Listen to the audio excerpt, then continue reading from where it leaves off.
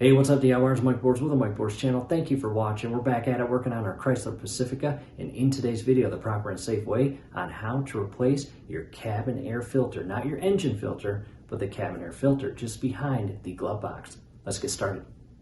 DIYers, here we are in the garage, and on the far end is our 2018 Chrysler Pacifica. And again, in today's video, the proper and safe step-by-step guidance on how to replace your cabin air filter. And from here, let's hop inside the vehicle on the passenger front side, because the cabin air filter housing where the filter itself is located is behind the glove box, which is located on the far right lower portion of the dash when you're sitting inside the vehicle.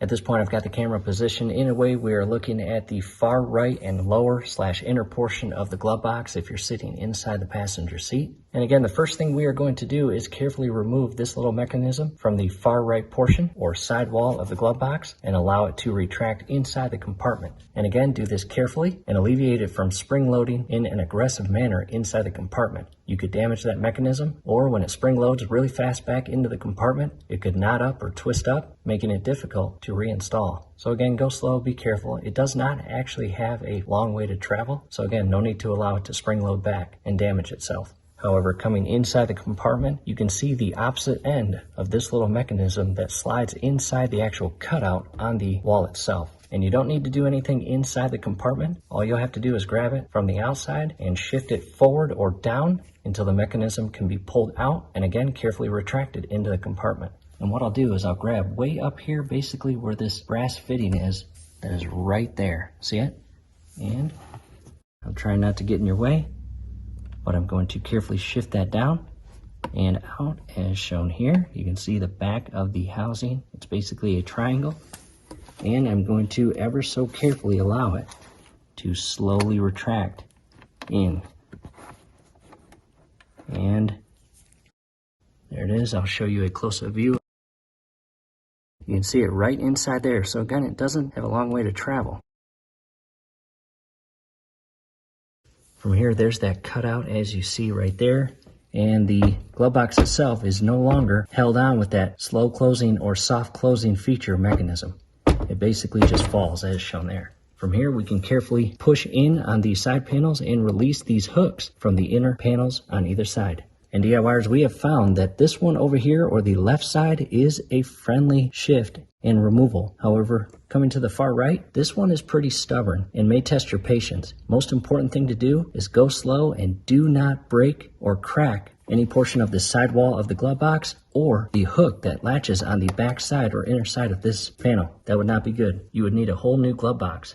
Now to a different camera angle, and again, this side will be stubborn in most cases, and the opposite or left side will be pretty friendly. And again, as you do this, if you just push this in, the back panel will interfere and not allow this to be pushed in to a point where it can be released on the inner panel. And that's for both sides. You can see that's where that cutout comes in handy. You can basically move this and pull. However, I'm going to get this one done first. And to do so, I am going to ever so carefully adjust that with this little pry bar here. Again, go slow, be patient, do not break, bend, or crack any portion of your glove box. And DIYers, before I insert that pry bar, another quick tip. In the event that I left the glove box down like this, it makes it very difficult to pull the hook out from the inner panel. What you want to do is actually push up on the glove box until the hook itself clears the back side of the panel, making it much easier to loop over and around this panel that it seats into. From here, I've got the pry bar. I'm going to insert it as shown here.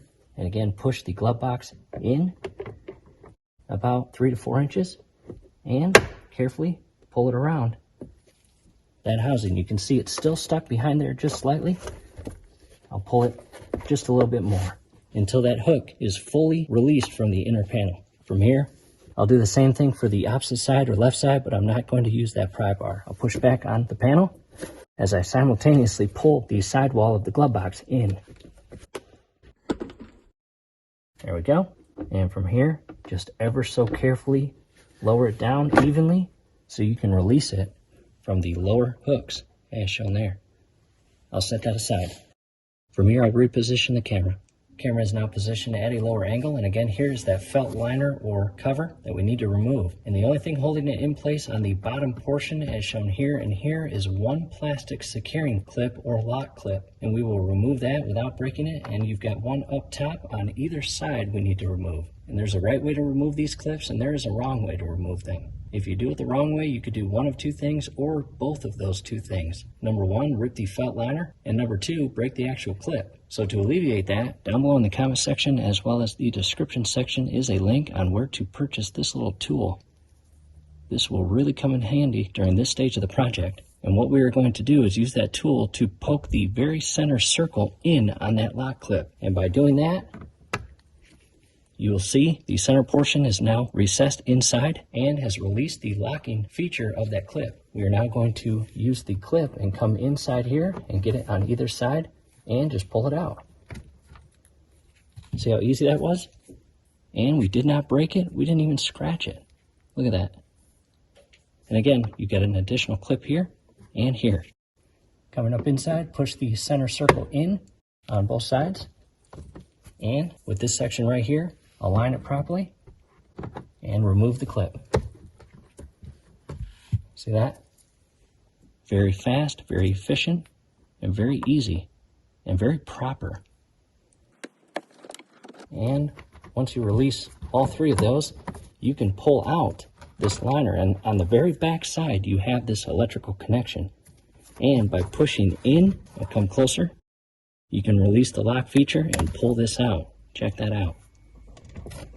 And once we did that, it basically reactivated or energized the power to the actuator, and you can hear it flapping.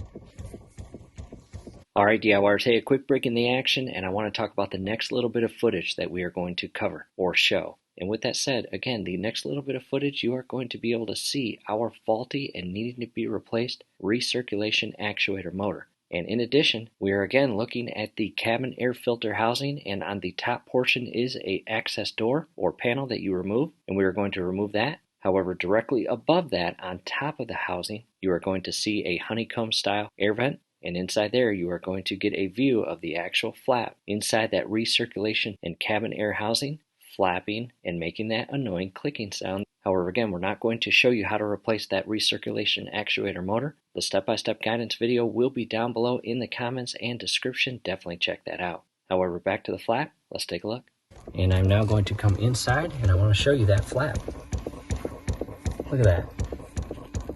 That is not normal, and that is not supposed to happen or operate like that with the engine off. Look at that. Not good. And the actuator itself is right back there. See it?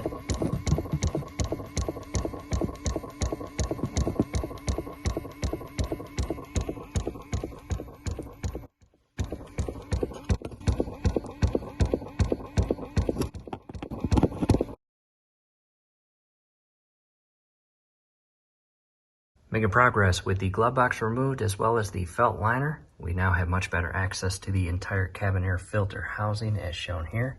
And to remove this, you have little clips on either side, and all you have to do is carefully pull out without breaking them. They are plastic and they are very small and thin. And again, this little clip right here, pull out, and you can basically simultaneously push each side out.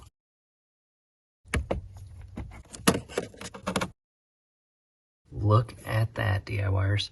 No wonder we have had a unique odor coming out of our vents. It looks like mice have got in here and chewed up our entire air filter. Not good. Let's go and remove that. However, before you remove it, reference the down arrow and the word down.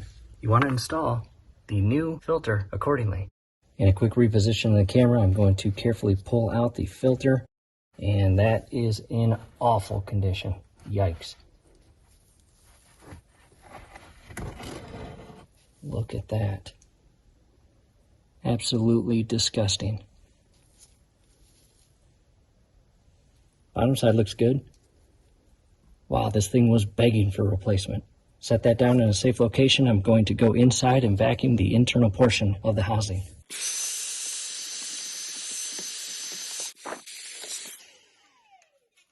Coming inside to a close-up view of the internal portion, you can see the blower fan down in there. And that is in nice condition.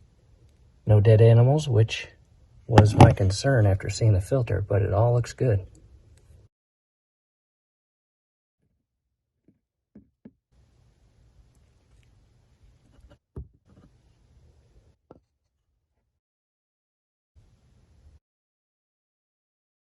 All right, DIYers, inside to the workstation, and yes, a jet ski in the house.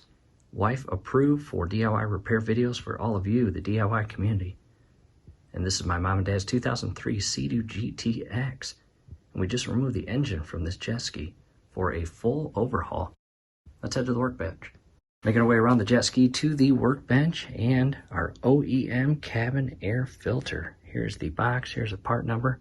Down below in the comments and description will be links on where to purchase a brand new replacement filter. Let's go and open it. Here's the brand new filter out of the box, and as you can see, what a significant difference from the old one we just removed to the new one. And we are going to reverse the steps and install this brand new filter. And as far as the filter, the airflow arrow needs to be pointing down, and this filter needs to be installed properly inside the housing. And a quick comparison from the old one to the new one before we install the new filter into the housing. Again, look at that. That is why we were getting that unfriendly odor coming out of the vents. And again, reference your down arrow and install your new filter accordingly. Back inside the van, and again, reference the down arrow and the word down, and we're going to shift this into the opening of the housing very carefully without damaging our new filter. And you will notice there is an exact slot for the filter itself. If you do not get the filter in that slot as you push it into the housing, you will damage the filter.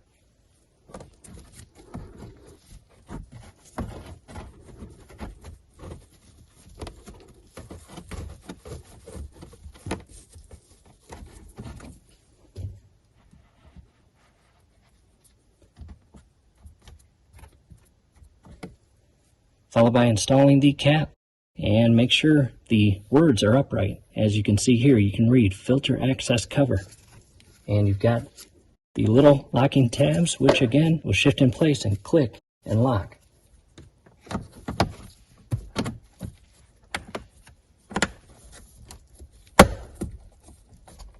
Just like that. From here, it's time to grab our felt liner, and we can re-secure the electrical connection point on the back side as shown there. And these little lock clips, I'm going to pull the pin out from the back and set that aside.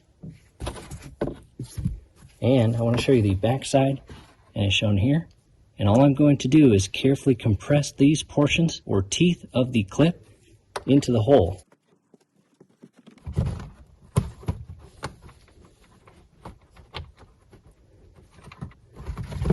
And once you get it in the hole, you take your pin, as shown here, and you insert it inside the center hole and push it up until it is flush and locked in place, as shown there. And I will do the exact same thing for the left hole. And I'll actually pull the felt down just a little bit so I can actually push the clip through, as you see right there, and feed it into the hole. And once it's in, again, grab your pin and push it up flush and lock that clip in place. We got one more here. I'm going to shift this piece of felt into that little slot right there, as shown there. That basically positions this side accordingly. And same thing, I've removed the pin, and do not break any portion of these teeth.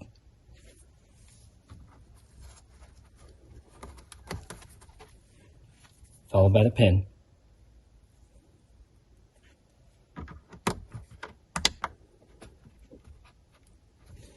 And I'll grab that little rope that is spring-loaded, as you see here, and I'll basically rest it right on the far low point to the right. And I'm going to reposition the camera. And you've got 4 slots, one large one on the far left, 2 small ones in the dead center, and 1 large one on the far right. And make sure as you shift the glove box back in place, you align all those slots with the rounded hooks. And from here, you can carefully grab this portion, pull that out, as well as bring the glove box up. I'm just going to shift it inside that little hole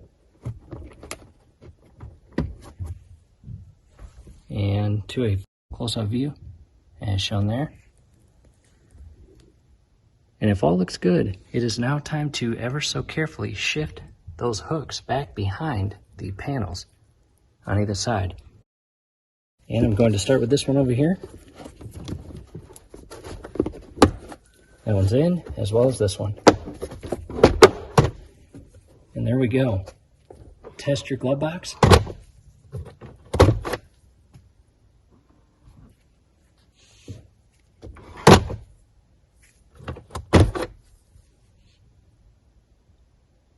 And there we go. And I'm going to move the camera over just a little bit. All right, taking a step back, and that is it. We hope this helps. Do us a favor, below the video, you will see that thumbs up icon. Click on that, like the video, subscribe to the channel. Definitely ring your YouTube bell. That would be very helpful to us. We would really appreciate it. Thanks again for watching. And one more thing before we wrap the video up, definitely check out the links down below in the comments and description. We will have several links to repair videos we have done on this exact Pacifica. So again, check those out. We hope to see you there, and thanks again for watching.